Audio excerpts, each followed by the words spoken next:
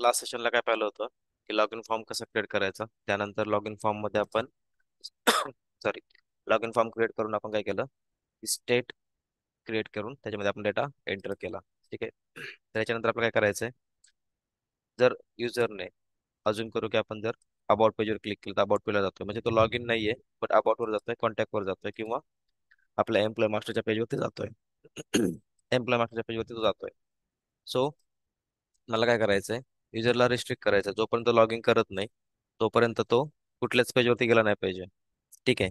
तर त्यासाठी आपण काय करतो, बेसिकली आपण लॉग इनची स्टेट मेंटेन करतो. जर लॉग इन असेल तर तो काय करू शकतो, ऑदर पेजेसवर जाऊ शकतो. अदरवाईज तो काय करणार आहे, म्हणजे त्याला राऊट ऍक्सेस आहे.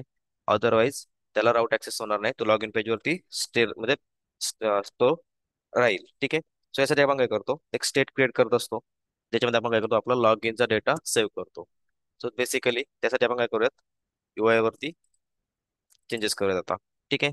सो जसं की आपण आपले राऊट्सचा कोड जो केलाय तो app.tss मध्ये केलाय. ठीक आहे. सो या ठिकाणी आपल्याला काय करायचंय, आपल्याला लॉग इनचा पेज इथं जसं आपण टेम्पररी ठेवलं होतं त्याला काय करायचं, आता सेपरेट आउट करायचंय. आणि आता कंडिशन वाईज आपल्याला रेंडरिंग करायचंय. कंडिशनल वाईज रेंडरिंग म्हणजे काय, जर लॉग इन असेल तर हा राऊट त्याला ऍक्सेसेबल होईल. जर तो लॉग इन नसेल तर त्याला लॉग इनच्या पेजवरतीच ठेवायचंय. ठीक आहे. तर त्यासाठी आपण काय करणार होता, पहिले तर आपण इथं जे होम पेज ठेवलं होतं परत मी याला रिवर्ट करतो. ठीक आहे.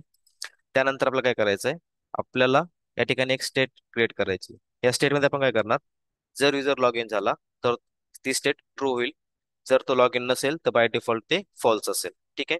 सो अशा प्रकारे आपण काय करणार आहे, आपला या ठिकाणी आता UI क्रिएट करणार आहे. सो मी तर काय करतो, एक स्टेट क्रिएट करतो. या स्टेटमध्ये आपण काय करतोय, आपलं लॉग इन स्टेटस मेंटेन करतोय. सो मी याला नाव देतो इज लॉग इन. ठीक आहे.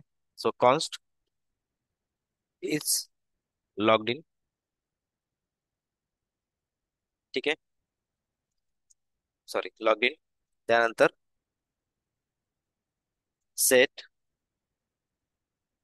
Is logged in. ठीक आहे. तर याला आपण स्टेट मध्ये सेव्ह करतो, तो याला मी करतो यूज स्टेट.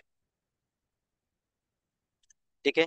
याचा टाईप असेल बाय डिफॉल्ट बुलियन आणि डिफॉल्ट व्हॅल्यू आपण सेट करणार याची फॉल्स, म्हणजे बाय डिफॉल्ट तो लॉग इन नसणार आहे. ठीक आहे. सो हे झालं आपलं स्टेट व्हेरिएबल. याच्यामध्ये आपण काय केलं, आपल्या स्टेटला मेंटेन करतोय. ठीक आहे. सो इथं मी कमेंट करून ठेवतो, डिफॉल्ट हे आपलं फॉल्स असेल, व्हॅल्यू इज फॉल्स. ठीक आहे. सो या ठिकाणी काय करणार, आपण एक स्टेट क्रिएट केली ज्याच्यामध्ये आपण लॉग इनचं स्टेटस मेंटेन करणार आहे आणि त्याला काय करणार आहे, आपण सेट करणार आहे बेस्ड ऑन लॉग इन. ठीक आहे. सेट करायचं लॉग इन आपण याच्यानंतर पाहू. पहिले आपण काय करू, आता अजून करू की हा लॉग इन युजर नाहीये आणि आपलं काय करायचंय, आपला लॉग इनच्या पेजवरती त्याला मेंटेन ठेवायचं आहे, म्हणजे तो लॉग इनच्या पेजवरतीच राहील. सो यासाठी आपण काय करणार आहे, आपली कंडिशन राईट करणार या स्टेट व्हेरिएबल वरती. ठीक आहे. सो कंडिशन राईट करताना आपण काय करतोय, कर्ली ब्रॅकेटच्या आतमध्ये आपण काय करतो, आपली कंडिशन राईट करतो. ठीक आहे. सो कंडिशन राईट करतोय, जर इज लॉग्ड इन फॉल्स असेल. ठीक आहे. आता सध्या जर याला मी यूज केला तर याला काय करावं लागेल, मला नॉट आणि इज लॉग्ड इन म्हणजे काय, जर डिफॉल्ट व्हॅल्यू जी असेल त्याला तो काय करेल, रिवर्ट करेल.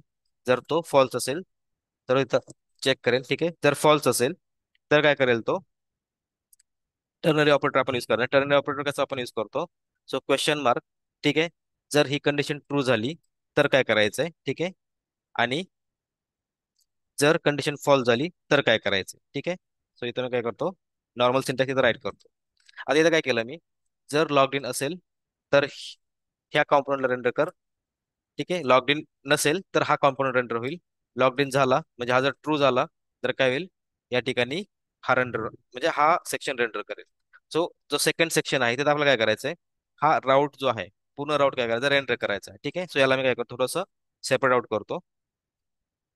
ठीक आहे. अशा प्रकारे इथं लॉग इनचा पेज असेल, इथं आपला राऊट असेल. सो मी काय करतो, हा राऊटचा जो कोड आहे तो या ठिकाणी खाली मूव्ह करून घेतो. ठीक आहे.